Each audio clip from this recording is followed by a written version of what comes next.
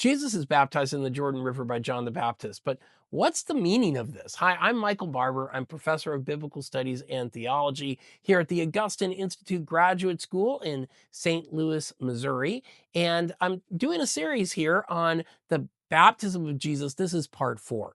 Mark 1 describes Jesus' baptism this way, quote, "And immediately as he was coming up out of the water, he saw the heavens torn open and the Spirit descending like a dove onto him." Mark 1:10.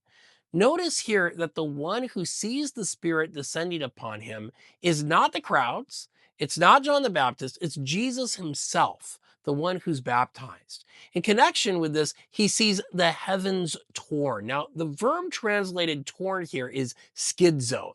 It appears only one other time in the Gospel of Mark, and that's at Jesus' death. We're told, quote, "The veil of the temple was torn," and here we have the aorist passive indicative of schizo, in two. It was torn in two from top to bottom, Mark 15:38. And this is appropriate. The first century Jewish historian Josephus tells us that the temple veils were connected with the skies or the heavens because the veils were made out of the same color as the skies. So Jesus's baptism is bound up carefully with his death.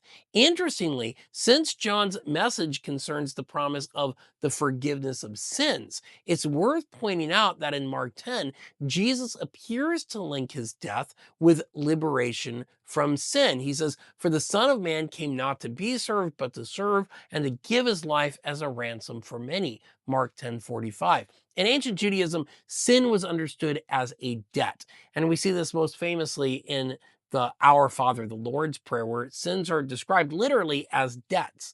Nathan Eubank has convincingly shown that Jesus' language in the ransom scene in Matthew's gospel is likely bound up with this idea that sin is a debt, and Jesus is being portrayed as giving his life as a ransom.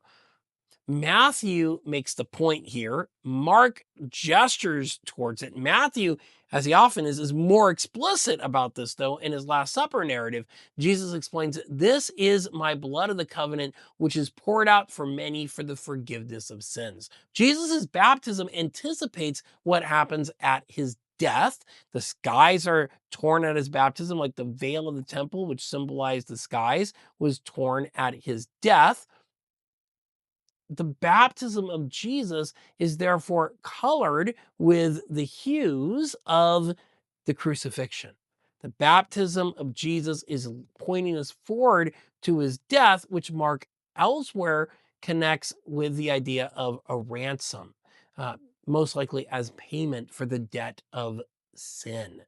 We can say a lot more about this, but we also want to point out that the story of Jesus' baptism is also shaped by the story of Israel's scriptures. I want to talk more about that in the next video. Make sure you share, like, and subscribe so you don't miss more content on this account, follow-up content, and let the algorithm know you want to see more videos about the story of Jesus in the gospel and about these kinds of things.